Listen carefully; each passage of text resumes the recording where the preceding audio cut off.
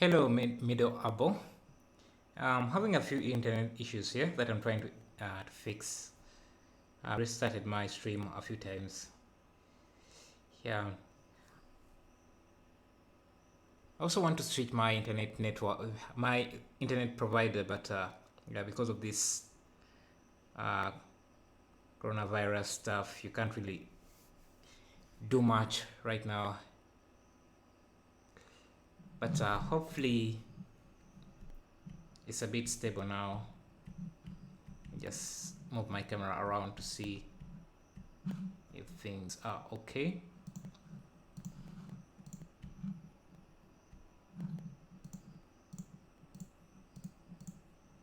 Before we dive into the live stream, I think it's stabilizing now. So yeah, today we're not modeling everything from scratch. As I said in the preview videos, we just let me first make sure that I don't have, yeah, so we're just going to preview this time lapse. I think it starts around here, and then we can talk about the entire process. I think my internet is stabilizing now. It's not as bad as it was. So let's go dive into it before it starts acting up. So yeah, this is the video we're going to be looking at. And if you have any questions or if you're not understanding any of the steps that I'm doing here, you just have to ask. And let me just also try to open up my Premiere Pro project because I think it has a better resolution than this video here. But again, basically what we're going to be doing is talk about the time lapse here as I explain what I'm doing here, and you can ask questions in the live stream. Yeah, and if there is anything I need to explain, I'll just go into Blender and do that directly in Blender. So I'm just going to open up my Premiere Pro project here because I think the resolution there is way much better than what we have here. So just expand this, and if there is any issues, just let me know. Okay, so let's dive in, and as I talk about this, hello, I'm just going to first. Okay, I think I changed the time lapse. So let's just go to the video. I think it's much better. Sorry, this is my first attempt at doing this kind of live stream, so yeah.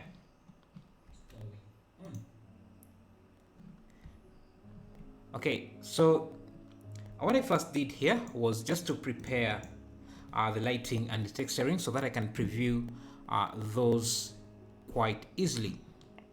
So that I can preview my textures, and I always like to model while I look at the final textures, how they're going to look on the model. So that's what you're seeing me doing here. Again, if you have any questions, you can ask me right away. And you can see now I'm loading in an image that I can use for my roughness and yeah, things like that. So I first tested out this rusted image because I thought it would give me a more rich roughness image. Then I switched it out for this scratch image, and I'm using the color ramp to kind of control the contrast of those roughness, and I'm feeding the results of that into my roughness input.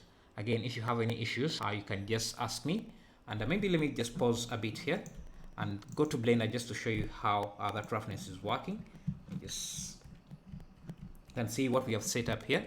Just to recap, so this that's actually my cavity map. Let me find. Yeah, so I switched out for the final image. I switched out the rusty image because I thought the details there was a lot of detail in that that I didn't like.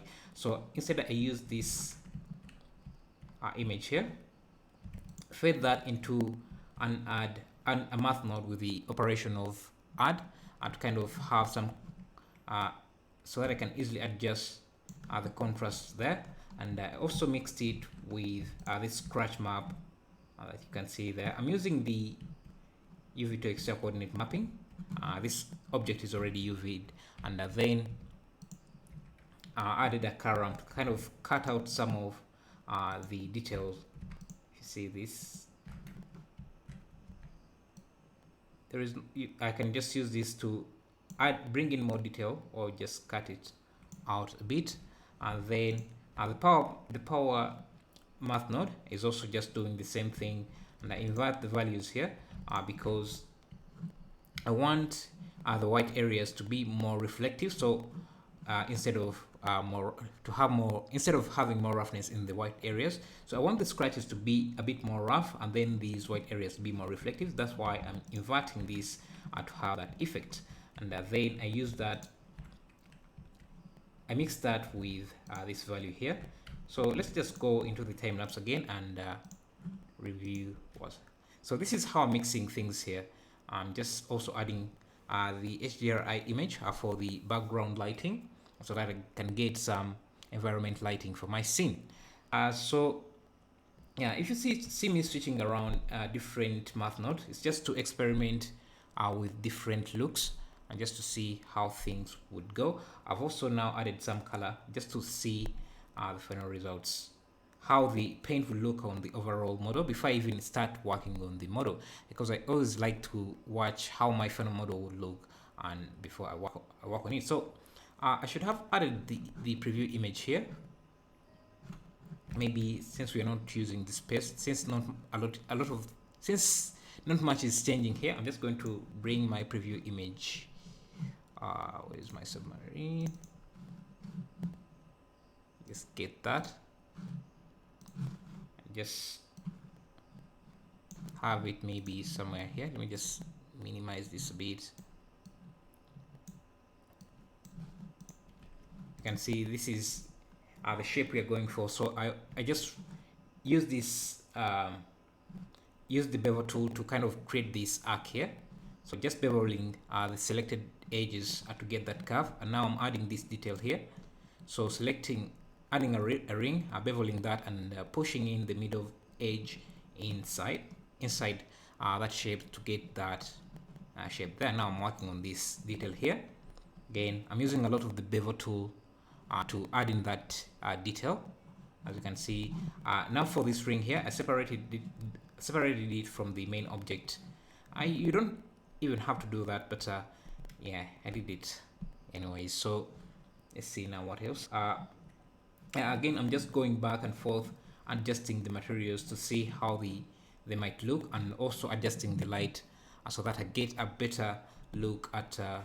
I also did this because I knew I was going to live stream the time lapse, so that it keeps the live stream more interesting. Just so you see the results, the results of the texture as I'm working on. So what I'm working on here is these. I guess I'll call them windows. It's the same asset that I'm using here. We're using it here. And basically what I'm doing is just extruding and beveling using Ctrl B. You can see also my shortcuts I'm using here. So I'm creating this glass part here, and assigning the same material that we have for the different parts onto that material, onto the object. So now, yeah, and what I did for the glass, you might not see the details clearly, but you can see there's some scratches here. So I used the same material that I used for the overall object, the metallic part, but reused it for the glass, except I switched it out. You'll see it here in a second. I just removed the metalness and added this transparency to the glass material, just to have that look. And see here, I'm always going back and forth and readjusting my scratches, and sometimes you also see me switching out the textures that I'm using if I don't think I'm getting the results I want there. Yeah, I'm also adjusting the lighting a bit to see, because every time you change the textures, some textures might look different with different lighting. So I'm always going back and forth. Every time I change the texture, I adjust the lighting just so I can get better results with the new lighting. So now you can see, now I'm working on on the glass material. I'm just reusing the same material we're using for the metal parts, just changing the metallic value for the glass so that it's non-metal. Again, if you want to If there is anything that is confusing about this, you can just ask in the chat, and I'll just dive into Blender and explain it more in detail. So let's see what else I'm doing here. So okay, now I'm working on these handlebars here. Just using a lot of extrusion. Let me just reduce the voice sound here. I'm just using a lot of extrusions and beveling, just repeating the same steps over and over. There I use the skew tool to kind of give it that slanting angle. I'm also using a bevel modifier to round off those edges, and you'll see in the future that it gives us a little more detail to kind of add that those worn out areas. So if you have the bevel, it makes it easier to get those worn out areas. Let's see. Yeah, I just rotated those parts using R. Rotated them 45 degrees to have something like that. So to get these scratches, you see me, I guess it's not right now.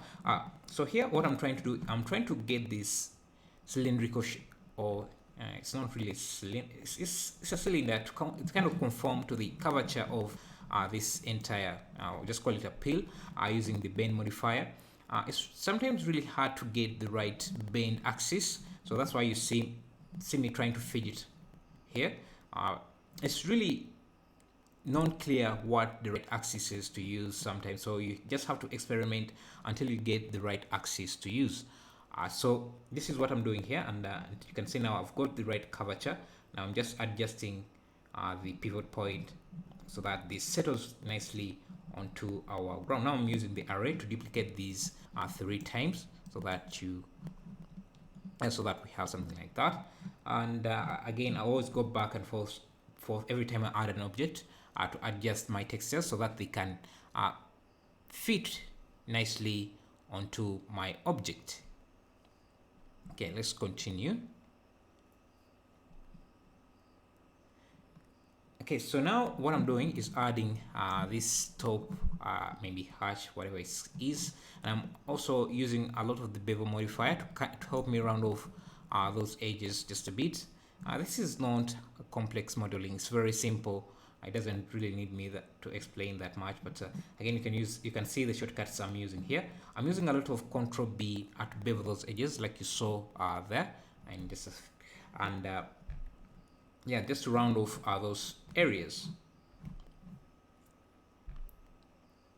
Yes, so let's continue with that. Again, I'm just adjusting some of the look of my scene. I'm just repositioning my camera to match, to capture the entire object as it wasn't fitting into the frame. I'm also reusing this window to have it at the bottom window here in my scene. I'm just adding a few extra details there, and also what I did, instead of using Shift D to duplicate that window, I used Alt D to make an instance copy of that window, so that in case I make any edits to this, they can be automatically added to all the other 3 windows. I also later added a mirror modifier to these windows so that they can be mirrored on the other side of the submarine. Here I'm just creating this, I don't know what it's called, but just a lookout thingy here. This is a cartoonish submarine. I'm not doing anything realistic here, so that's why you can see that the proportions might be a little bit off, but that's okay. I'm not trying to be super realistic with this one. And yeah, so let's see what else am I doing here. Yeah, so you can also see that I'm also giving it the glass material that we have for these these glass windows here. Yes, and yeah, now let's work on this propeller on the back side. You can see I did a small extrusion there. You can see you see that I'll be using it for adding these panel beating. I think that's what they're called when it comes to texture painting.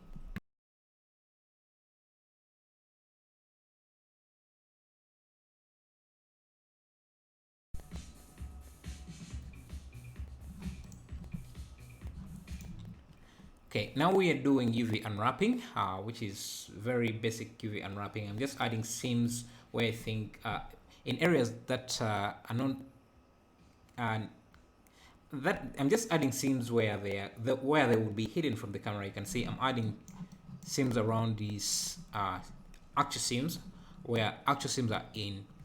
I'm adding seams where I see seams in the geometry, like in this area here, also on this where this connects to the main thing. And now I'm just creating this tail fin, which I did using the subdivision surface and then moving different vertices around. And also, let me just go back slightly bit. I can see, and just to twist this, you could use the bend modifier, but that sometimes is a very difficult tool to use, especially when you're trying to figure out the angle of rotation. So, oh, sorry, the bend axis. That's why you see I just rotated this using this fall off proportional editing. Yeah, proportional editing. And now just adding a few details. What I'm doing is creating this back, I don't know, cone, or I don't know how to call it, protective metal there. And I think it can also help steer the submarine if you're trying to steer the submarine. Very, very basic modeling. And I'm also rounding off some corners using Ctrl B, as you can see from the shortcuts yeah, there. I'm also adding some thickness using the solidify modifier. Again, if you have any questions, you can ask, and I'll just jump into Blender and show you what I'm doing quickly. This is the purpose of doing live streams like this. And I was having a few issues in the beginning with my internet, but I think now it's better. I see things are running much smoother now. But so I'll be doing this more often, just doing modeling everything off stream and then talking about the time lapse. And hopefully you guys can ask questions if you have questions. And so far I don't see any, so I'll assume that everything is very clear to you. So again, right now I'm just doing UV unwrapping, which is very necessary. It's boring work, but very, very necessary. And just readjusting my models to see that we fit properly into our scene. I'm also now adding, this can be a very nice tutorial for hard surface modeling if you are not very familiar with that. So you can see now I'm creating these sharp corners by making sure that I have strong edges or supporting edge loops around those corners. And just UV unwrapping, adding, I also added the subdivision surface modifier just to make sure that things look more rounded. So we are soon getting into texture painting. So yeah, I'm just readjusting the lighting here. Let's see.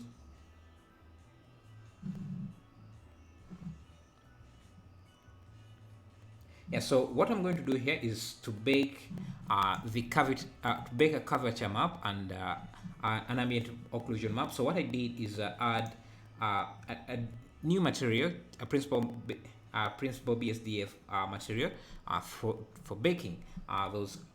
And let me just go in for a second here into Blender just to show you what we are going to bake.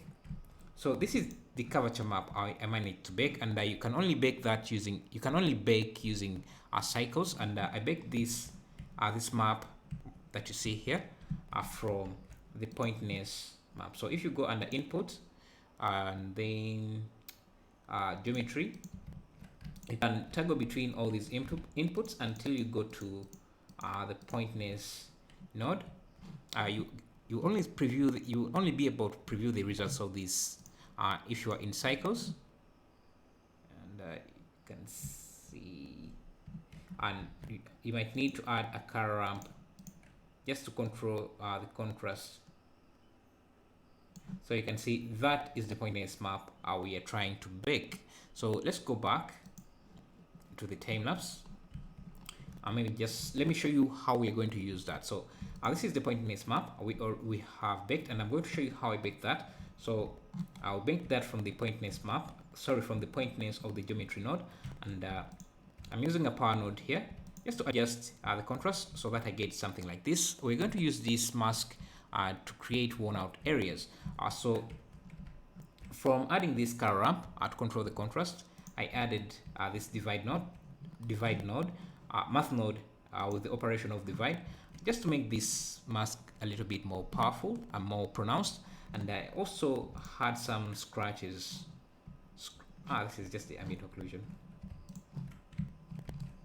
and it doesn't. So I also had these scratches that I had previously created added to our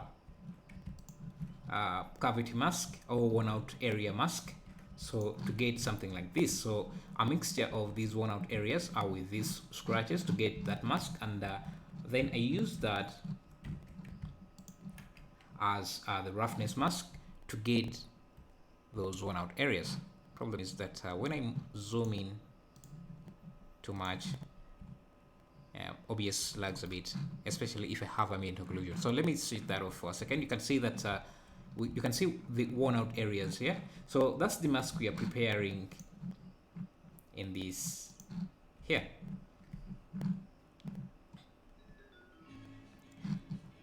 So if you see this blue tint, it's just me trying to check that my normals are facing the right direction, and you can check that using this overlay face orientation. And if you see any red parts, it means that your normals are facing the wrong direction, and you might want to use Shift N to recalculate the normals. So let me just isolate. So if you're looking at red areas like this, it means that yeah, your normals are facing the wrong direction, especially if you don't want them to face the inside. So let me that's how you check using this face orientation normals check mark. Now let's continue into the time lapse. So again, that's how I'm preparing the curvature map.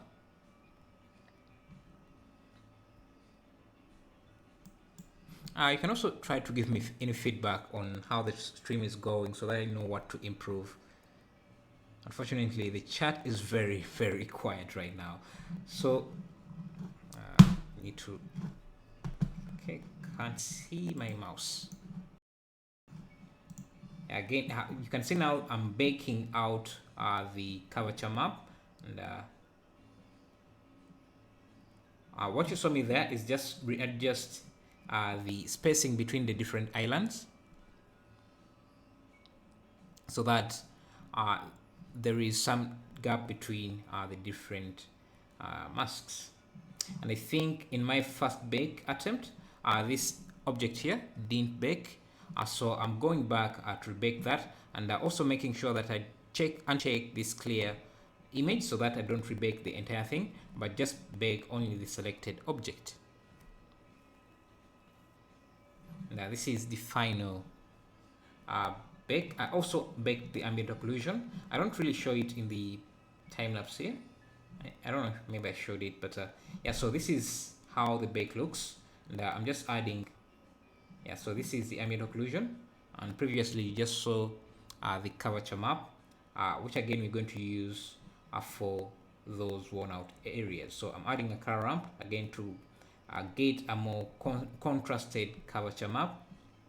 Now make sure that when you're baking a curvature map, you give it a high resolution bake. Maybe you even turn on a 32-bit for the image so that you get more details into your image. And I'm just doing exactly what I showed you previously in Blender, just getting a mask of the worn out areas that I want mixed with the overall scratches that are happening. Now I'm feeding this into, I'm also using this mask as the mask for the color, for the diffuse, so that I get a mix of lighter colors in the worn out areas and more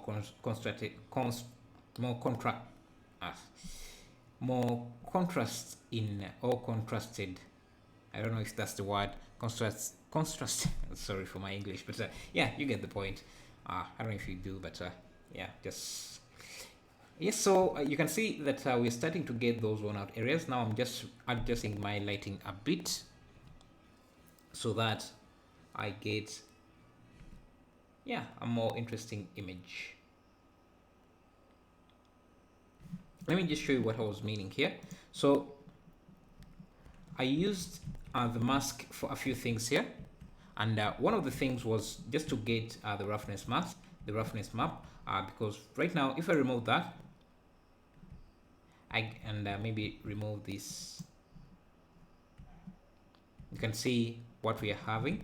I'll talk about these, I don't know how to call them, but those kind of bumps later when we get to them in the time lapse. But I was using the mask here to also create this worn out color map that I use in the bump map. And the way I use that is that I just fed it into the factor input of this mix node, so that one color is a bit more brighter than the other color.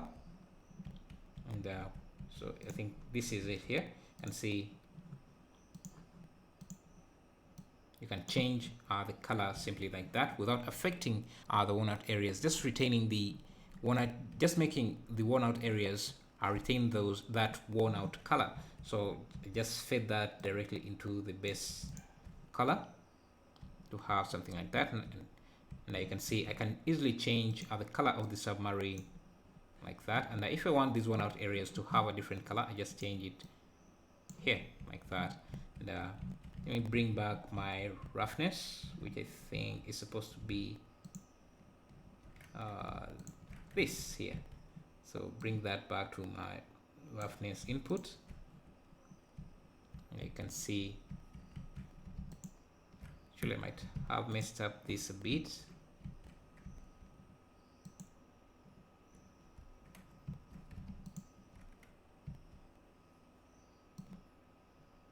I'm not sure. Let me just revert the changes because I'm not about going back.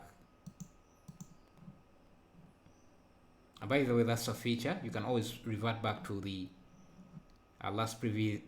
last saved version in case you make errors like I just made there. So let me bring back our setup so we can look at everything. Let me turn off these and let's go back to the time lapse.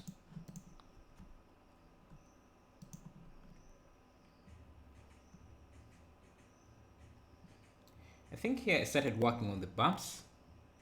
Yeah, those, and I'm going to be using texture painting for these bumps. Maybe you can skip ahead for that because I did a few experimenting with the brushes here. You can see now I'm trying to work on those these bumps here.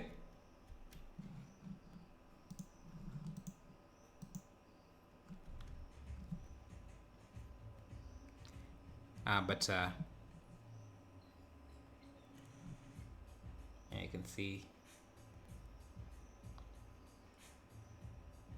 I need to first get my brush to work exactly as I want it to work. And so now I'm just adjusting the fall off for my brush to get the kind of spots I want. So maybe let me skip ahead until I get, if you want to watch how I did these step by just, if you want to watch the entire thing, you can just go to my second channel, Blender Money, and watch that. But let me just skip ahead until I start working on this. So if you want to get to draw a line like that, you just have to change your brush settings. So let's go back to texture painting here, texture painting, and you have to select the image you want to paint on. And the image I want to paint on is this image that is connected to the bump map. So it's called Untitled 001. So I have to select it from here. And now you can paint, and you can see I'm painting a spot there. But if you want to paint like a stroke or a line, you have to select it from under the stroke menu, and then line. Then you can draw the line like that. You can, if you want the dots, if you want the dots to be spaced, you just have to increase the spacing percentage like that. Let me just change this. Also change this to mixed.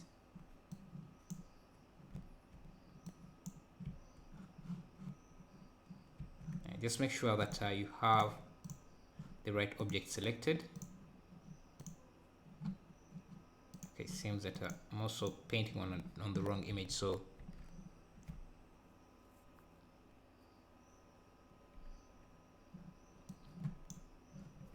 yeah, so just play with the spacing,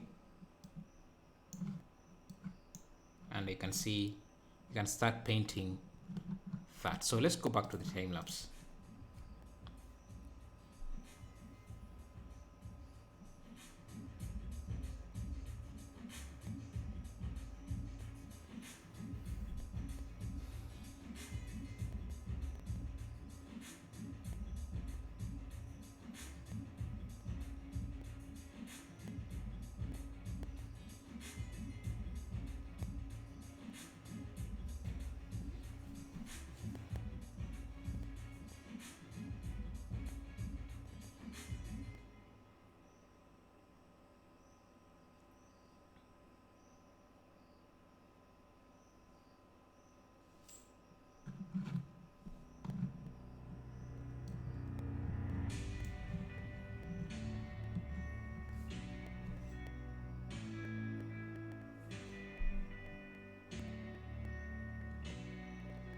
So most of this part is just painting.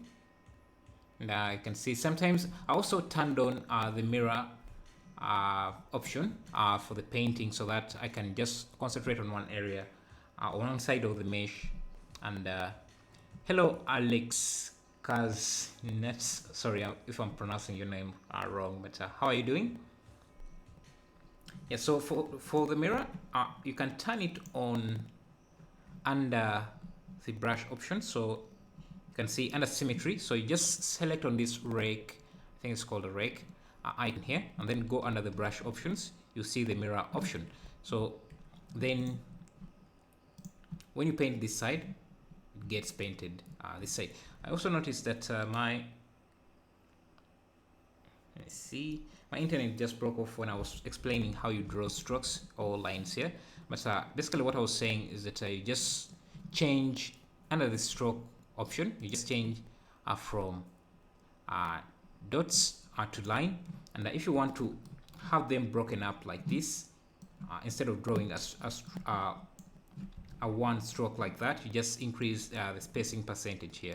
So if I want to have them more spaced, you can see just change the spacing. If I want them to be less spaced, just do that. So let's go back to the time lapse.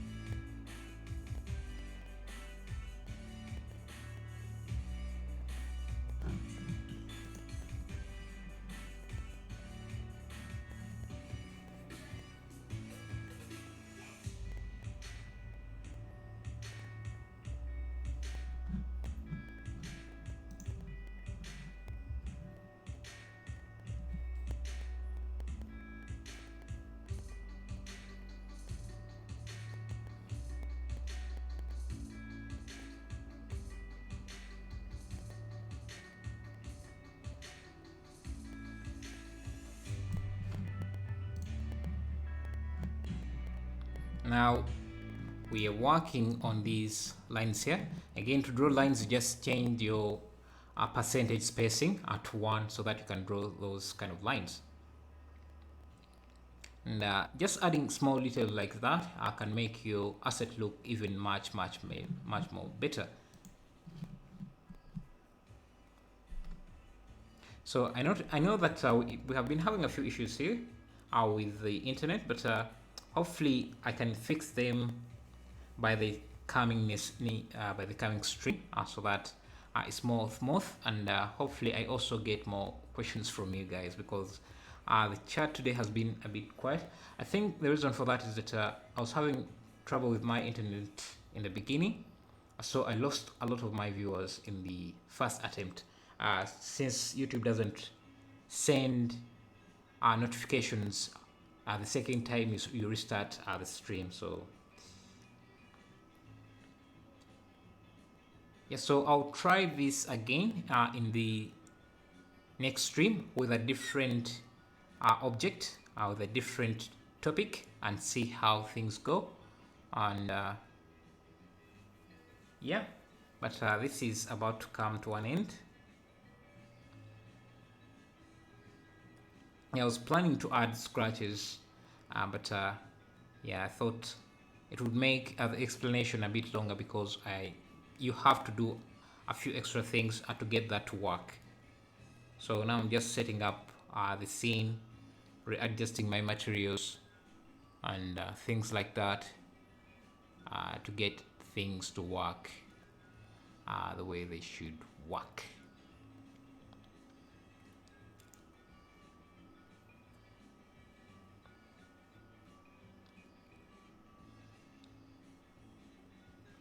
You can see that my image, the image resolution I was using here was not too great. That's why you see that kind of getting those jagged edges. I don't know, it could also be Blender's way of, I don't know, optimizing the view. I'm not sure why they were rendering like that, because my image was about 3K, was a 3K image, so I didn't expect the resolution to be that bad. Maybe the UV areas, the UV map for that part of the mesh was not large enough to capture enough resolution. But yeah, for the rest of the object, everything looked okay. Yeah, so that's it. Just show you the model just one more time before we end the stream. This is the model. I'll look at other objects to make in the next stream. So thank you for being around. I'll see you.